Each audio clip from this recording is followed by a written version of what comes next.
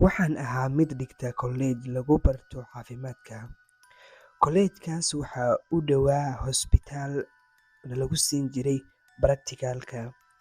Hosbitaalkaas waxaa yaalay jir bini'aadam ama xubno bini'aadam oo xaqiiqi ah ama dhab ah oonan ahayn kuwa fake. Waxaa ka mid ah maskax, indho, gacmo iyo waxyaabo kala duwan. Gabdhaha qaar ayaa istaaga ka dhex jiray markii ay arkaan xubnahaas ama waxyaabahaas kala duwan. Anigana maan la yaabi jirin maadaama dadku isku dareen ahayn. Aan nin rag ahaa. Waxaan ka soo qaadi jiray inay ku yara labalabootay amaba ay ka yara naxday. Waxaana jirtay gabar gabdhahaas ka mid ah oo lagu magacaabi jiray Lezi. Lezi waxay ahayd gabdhaha ugu fiican oo kalaaska. Maalin maalmaha ka mid ah maraan soo aaday qaybta kafeega ee kolleyjka ayaan waxaan arkay gabadhii Lezidu ooynaysa. Waxaana weydiiyey waxa ku dhacay. Waxay iska dhigtay qof aan waxba ku dhicin. Waxaan dhahday caadi ayaan iska ahay. Waxaan ku dhahay wax kasta waad ii sheegi kartaa, wax dhiba ma lahan. Waxay dhahday waa iska caadi, wax dhiba ma jiro. Waxaan ku dhahay waan kaa caawin karaa qaybtaas amaba qaybta baratikaalka iyo waxbarashada intuba. Way ii yara dhoola cadeysay si haa camala. Maalinkaas kadib waxaan noqonay laba qof oo isku dhow oo asxaab ah. Xitaa waxaan geen jiray qaybta baratikaalka si aysan nooga cabsan. Waxaan u geen jiray qof meyd oo caadi ah si ay baratikaal ugu soo qaadato. Waa nala qabsatay. Maalin maalmaha ka mid ah anigoo wadada marayo waxay u imaaday Ben. Ben waa mid ka mid ah ardayda nala dhigta kolleyjka. Waxaana markasta garbiis taagnaan jiray laba wiil oo asxaabtiisa ahaa. Ben waxa uu ka mid ahay asiga asxaabtiisa kuwa ugu foodada badan ee kolleyjka, mana uusan ka mid ahayn ardayda fiican ee kolleyjka. Wuxuuna ahaa mid mar walba u taagan foodo. Wuxuuna ila imaada markaan arrin ah gabadhan maxaad noogu soo dhisaysaa ama gabadhan aad baryahan la socoto maxay tahay. Waxaan ku dhahay waxba kaama gelin adiga hawshaadana ma ahan.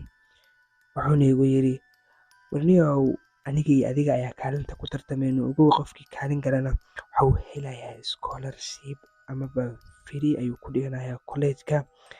Maxaad qofka saddexaad tartanka ugu soo daraysaa. Isagoo muujinayo calaamada la yaab leh ama qof si xaasidnimo leh u hadlayo.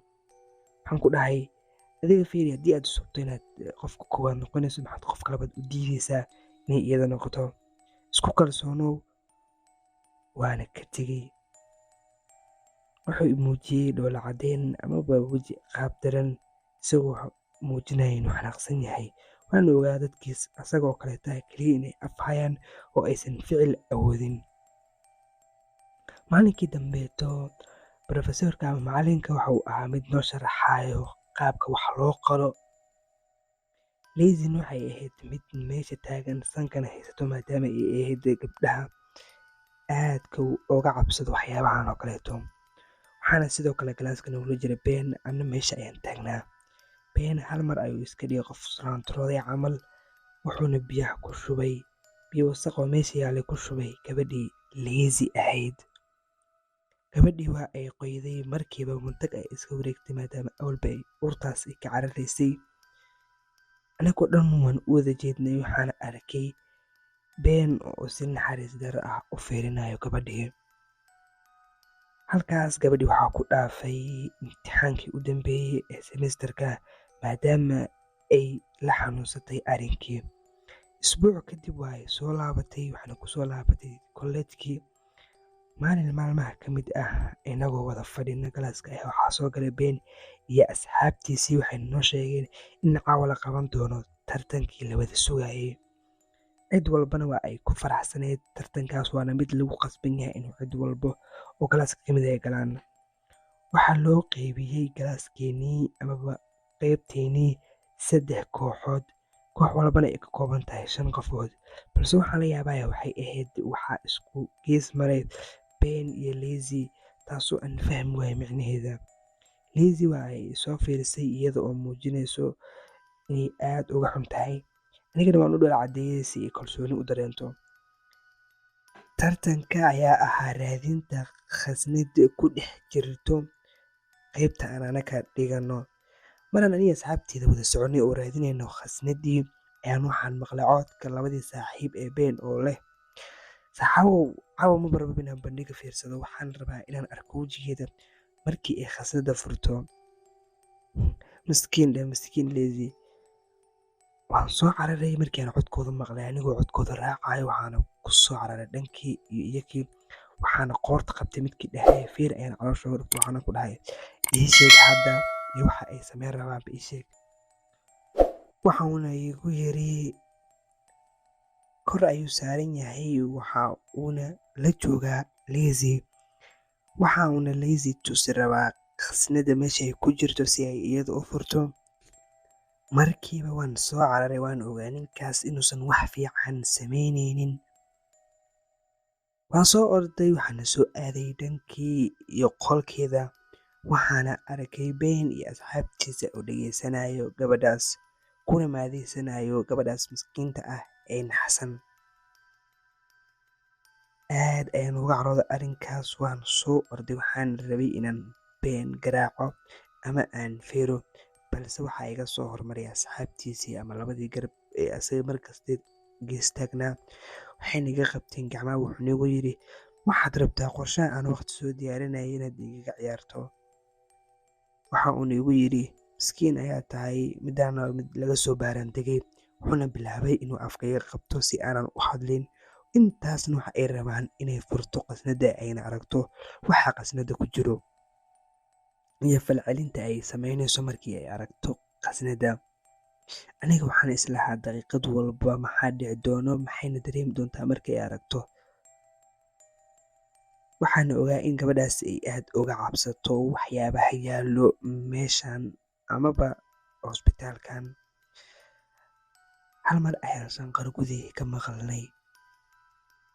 Dhammaanteen indhaha ayaan taagnay, waxaana bilaabnay inaan ka furno, balse waxaan aragnay ayaa ahayd wax la yaab leh. Lazy oo cunayso gacantii. Gacantu waxay ahayd midda khasnada ku jirto, khasnadana ma jirin wax lacag ah oo ku jirto, waxaana ku jirtay gacan bini'aadam. Iyadana waxay ahayd mid ka cabsata markii horeeto. Carruurtii qaar ayaa bilowday inay cararto, qaar waxay bilaabeen inay mantagaan. Anagii dhan waxaa naga soo haray indho amaba la yaab. Aniga ayaaba ugu sii daranaa maadaama ay ahayd saaxiibteyda iigu dhow dhankeeda. Waxaana dhahay Lazy maxaa kugu dhacay? Waxa ay isoo fiirisay iyadoo si la yaab leh iisoo fiirinayso. Waxayna fiirisay gacantii, markaasay aragtay ninkii Ben ahaa waa ay istaagtay hal mar. Waxayna ku soo booday Ben, waxayna goosatay qoorta. Markiiba qoorta ayay gaf ka siisatay meeshii ayuuna ku dhacay Ben isaga oo aan laf la dhicin. Waxayna ku dhawaaqaysay hadal ah aniga ayaa guulaystay, iyadoo weliba qoslaysa. Waxayna dhahaysay khasnadii aniga ayaa helay, aniga ayaana guulaystay. Waxayna u qoslaysay si la yaab leh. Bartii ayuuna Ben ku dhintay, nafna dhulka muuse la dhicin. Iyadii waa la qabtay, waxaana la geeyey qaybta dhimarka ee dadka xanuunsan ee lagu xiro, ayaana meeshaas lagu xiray. Waxay ahayd mid ku jirto qol keligeed oona qof kale kula jirin. Waxayna ahayd mid xilli kasta ku hayso aniga ayaa guulaystay, aniga ayaana khasnadii helay.